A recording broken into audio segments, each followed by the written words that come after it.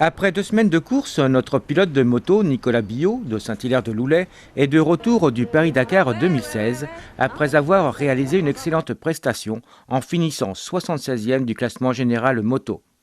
Nous l'avons accueilli à son arrivée à l'aéroport de Nantes-Atlantique, où l'attendaient ses proches. Peut-être qu'il n'y a que nous deux qui... parce qu'on voit quand on prend les bagages, je pense. Oui, parce qu'ils doivent... Toute la famille est super fière. Ouais. On ne s'attendait pas à ça, qu'il aille jusqu'au bout comme ça, c'est super. C'est la première fois qu'il participe au Dakar ? Ouais, c'est la première fois. C'était un rêve, comme il dit, j'en ai rêvé, je l'ai fait, donc c'est bien. Et l'année prochaine, il va remettre ça ?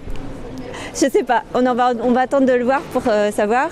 La première impression qu'il a eue quand on l'a eu au téléphone sur la ligne d'arrivée, il a dit je recommencerai pas. Maintenant, voilà, avec le recul. Non, puis il adore ça, alors donc voilà.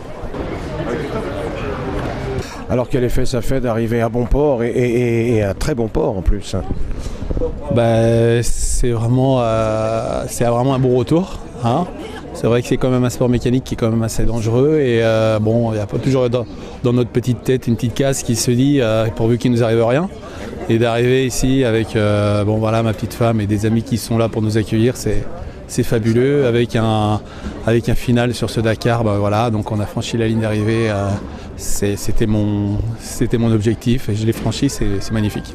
Alors on va souligner, c'était votre première participation au Paris-Dakar, je crois, à moto. Au Dakar, ouais, tout à fait. C'était mon premier Dakar et puis ce sera certainement le dernier. Parce que c'était on dit ça. Ouais, c'est ce qu'on dit souvent à chaud parce que c'est vrai que c'est quand même un sport sport mécanique qui est quand même qui donne une endurance de 14 jours de course. C'est long, c'est 9000 km et c'est surtout très dangereux. Hein. C'est vrai que je ne suis pas un motard professionnel, je suis un motard amateur et j'ai un autre travail à côté, donc c'est vrai que je ne le vois pas de la même façon qu'un professionnel et on se fait toujours des petites frayeurs. Hein. Il y a eu quand même pas mal de blessés sur le Dakar une fois de plus cette année. Hein. Et c'est vrai que généralement quand ça tombe fort, ça tombe vite. Donc c'est le rallye. Hein. Alors qu'est-ce qui est le plus impressionnant dans cette course de moto, dans cette compétition célèbre, maintenant qu'elle n'est plus d'ailleurs en Afrique, mais c'est toujours aussi impressionnant? Ouais, qu'elle soit plus en Afrique, c'est vrai que les paysages sont certainement un peu différents. C'est vrai qu'on monte en altitude, on a du froid sur les hauts plateaux. Le Dakar n'a jamais été aussi haut que cette année à 4800 mètres d'altitude. Maintenant, à côté de ça, le plus impressionnant, je pense que c'est tout, quoi. C'est le Dakar, pour moi, j'ai mis une image dessus, c'est comme un rouleau compresseur. Dans le sens où faut arriver dans les temps, sinon vous êtes sorti du Dakar.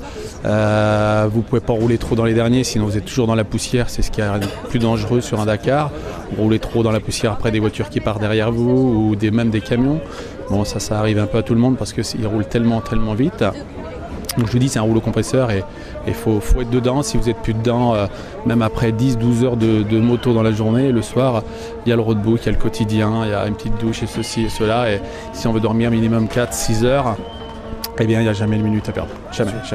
Alors autour de la compétition proprement dite, l'accueil là-bas de la population, comment ça se passe ? Alors on a commencé par l'Argentine. Donc l'Argentine, on a eu un accueil, moi c'était un premier en plus sur ce continent-là. C'était exceptionnel, mais quand on est passé en Bolivie, c'était magique, c'était puissance 4-5 sans problème, c'était énorme. On a de la vidéo un petit peu de nos passages, c'est vrai que je pense que c'est le Dakar qui vraiment les rend magiques. Hein. Un mot peut-être sur le vainqueur, sur Peter Hansen. Vous l'avez approché de près, j'imagine. Oui, c'est vrai que l'avantage de ce sport, quand on est tous dans le bivouac, on est tous un peu à armes égales et puis tout le monde se côtoie. Je crois que ça va être son 10e Dakar, hein, et c'est fabuleux, hein, Monsieur Dakar, une fois de plus. Il est toujours là pour guetter la faille pour pouvoir doubler le premier, hein, donc il est juste impressionnant. Hein.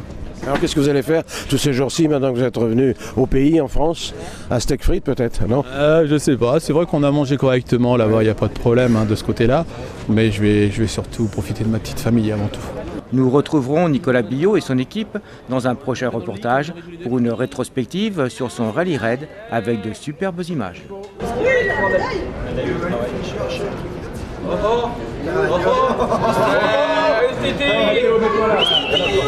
Whisky,